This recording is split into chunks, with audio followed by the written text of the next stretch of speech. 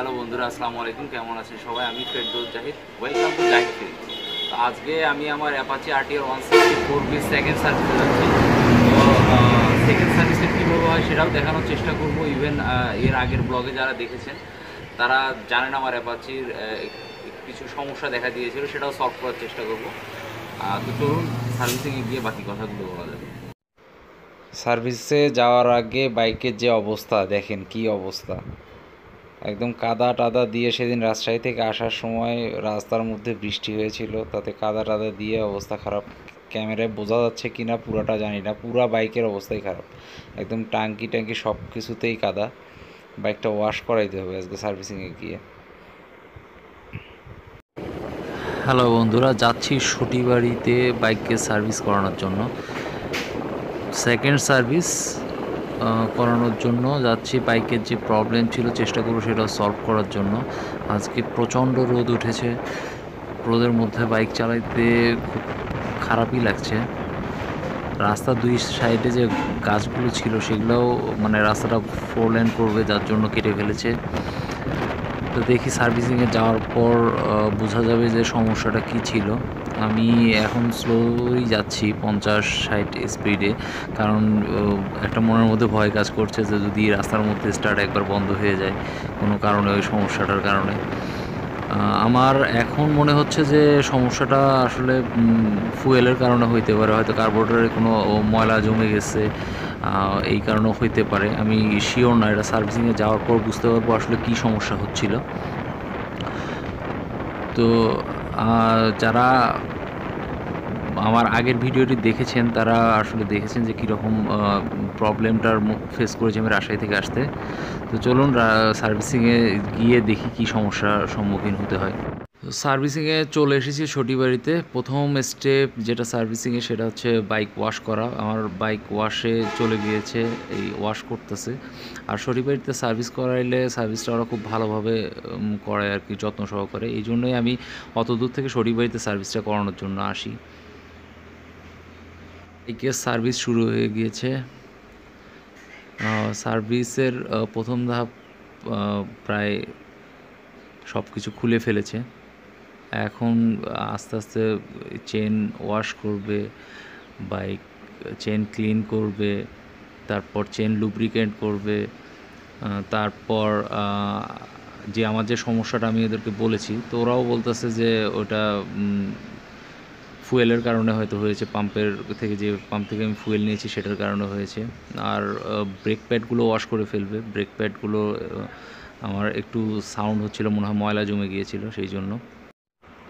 আর engine oil আমি বাসা থেকে নিয়ে এসেছিলাম, মোটরের 310010W30। ইঞ্জিন অয়েল চেঞ্জ করলে আসলে বাইকের পারফরমেন্স অনেকটা বেড়ে যায়।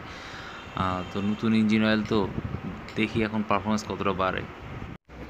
আমি পুরো সার্ভিসটা আপনাদেরকে দেখাইতে পারিনি, কেটে কেটে দেখাইছি, কারণ আমার ওখানে কিছু কাজও ছিল, যার জন্য কাজের জন্য ব্যস্ত ছিলাম।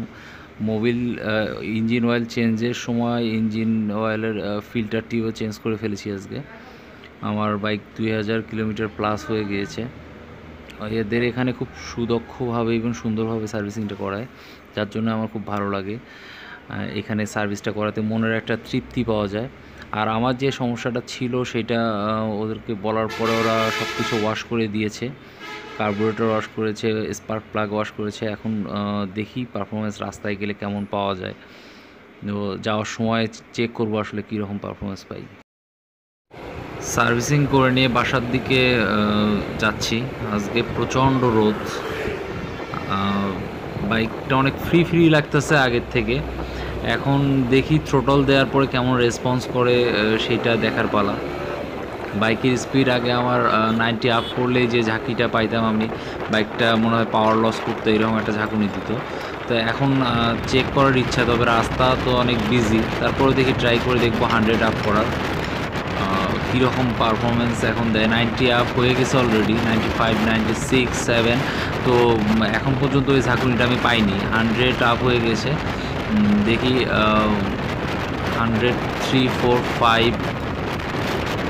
5 পর্যন্ত স্পিড আপ হয়ে গিয়েছে। এখন মনে হয় কমাই দেওয়াই ভালো থ্রোটলটা, কারণ সামনে অনেকগুলো গাড়ি আসতেছে দেখি। যাক, আলহামদুলিল্লাহ সমস্যাটার সমাধান হয়েছে, এটাই আমি খুশি। এখন বাকিটা অকটেনে আমি উঠাই বাইকে। অকটেনেও যে ভেজাল দেয়া থাকে পাম্পে, এটা তো আসলে খুব দুঃখজনক আমাদের বাংলাদেশের যে পাম্পের অবস্থা। এই জন্য সবসময় চেষ্টা করতে হবে এরপর থেকে যে ভালো মানের ফুয়েল যাতে উঠাইতে পারি। আর আবার যদি সামনে ফাঁকা রাস্তা পাই তাহলে আবার টান দিয়ে দেখার চেষ্টা করব যে কত পর্যন্ত স্পিড ওঠে। আর আজকে প্রচণ্ড রোদ, এই রোদের মধ্যে আসলে মানে বাইক চালাতেও ভালো লাগতেছে না, আবার কথা বলতেও ভালো লাগতেছে না। তো বলুন বাসায় যাই, বাসায় গিয়ে বাকি কথা হবে। সটিবাড়ি থেকে সার্ভিসিং করা এইমাত্র বাসায় ফিরে আসলাম। বাসার সামনে আমি বাইকটার মানে ওয়াশটা খুব ভালোভাবে করেছে ওরা, একদম মানে নিউ বানায় দিছে বাইকটা। সেদিনে রাজশাহী থেকে আসার সময় যে অবস্থা ছিল বাইকের, মনটাই খুব খারাপ ছিল। আজকে বাইকটা ওয়াশ করার পরে মনটা খুব ভালো লাগতেছে। তো আমি সার্ভিসিং থেকে বাসায় চলে এসেছি। সার্ভিসিং করার আমার কস্ট লেগেছে, একটা অয়েল ফিল্টার লেগেছে 100 টাকা। আর মোটুলের 3100 10W30 মোবিল ইঞ্জিন অয়েল নিয়ে গিয়েছিলাম আমি। বাসায় একটা খোলা ছিল, আগের 600 ml ছিল, আর একটা 1 লিটার নিয়ে গিয়েছিলাম। তো সার্ভিসে ওখানে গিয়ে আমার যে প্রবলেমটা ছিল সেটা সলভ হয়ে গিয়েছে। ওটা প্রবলেম ছিল হচ্ছে স্পার্ক প্লাগটা একটু ক্লিন করতে হয়েছে। আর সমস্যা ছিল হলো কার্বোরেটরে ওই ফুয়েলের কারণে কিছু ময়লা জমে গিয়েছিল। তো এই দুটো ক্লিন করার পর আমি এখন যেটা আমার বাইকের পারফরমেন্স পাচ্ছি সেটা মানে খুব সন্তোষজনক। আমি আসার সময় একবার চেক করেছিলাম, 118 পর্যন্ত আমি রোড ফাঁকা পাইনি, তাও 118 পর্যন্ত আমি মানে স্পিডটা টেস্ট করেছি 118 পর্যন্ত। তারপরে মানে ব্যস্ত রোড, ওই জন্য এর থেকে বেশি উঠাইতে পারিনি। তবে এখন আমার কাছে মনে হচ্ছে যে সব কিছু মোটামুটি ঠিক হয়ে গিয়েছে বাইকে। আর সার্ভিসের যে কস্টটা আসছে সেটা হচ্ছে একটা শুধু আমাকে অয়েল ফিল্টার কিনতে হয়েছে, আর ইঞ্জিন অয়েল আমি বাসা থেকে নিয়ে গিয়েছিলাম মোটুলের 3100 10W30। আর আপনারা যারা টিভিএসের বাইক ইউজ করেন তারা সকলেই চেষ্টা করবেন ইঞ্জিন অয়েল যে কোম্পানিরই দেন কোনো সমস্যা নেই, শুধুমাত্র ইঞ্জিন অয়েলের গ্রেডটা ঠিক রাখবেন 10W30। এটা হচ্ছে টিভিএসের রিকমেন্ডেড গ্রেড। তো আমার ভিডিওগুলো যদি আপনাদের ভালো লাগে তাহলে অবশ্যই লাইক করবেন। আর যদি কোনো কিছু আপনাদের কাছে মনে হয় যে ভিডিওতে আরও ইমপ্রুভ করতে হবে, কোন কোন সাইডে ইমপ্রুভ করতে হবে, সেগুলো যদি আপনারা একটু কষ্ট করে আমাকে কমেন্টে জানান তাহলে আমার জন্য খুব উপকার হয়। আর আপনাদের ভালোবাসা পেয়ে আমি সামনে এগিয়ে যেতে চাই। আপনাদের ভালোবাসা সহ আপনাদের সবাইকে সঙ্গে করে নিয়ে আমি একটা পরিবারের মতো করে সামনে এগিয়ে যেতে চাই। তো আজকের মতো এ পর্যন্তই। সবাই ভালো থাকবেন। আর আমার চ্যানেলটা যারা সাবস্ক্রাইব করেননি অবশ্যই সাবস্ক্রাইব করবেন, লাইক করবেন, কমেন্ট করবেন, আর বন্ধুদের সঙ্গে শেয়ার করবেন। আপনাদের ভালোবাসা আমার খুব প্রয়োজন, কারণ ভালোবাসা ছাড়া কখনোই পরিবার ফুলফিল হয় না। আমরা সবাই এক পরিবার হয়ে থাকতে চাই।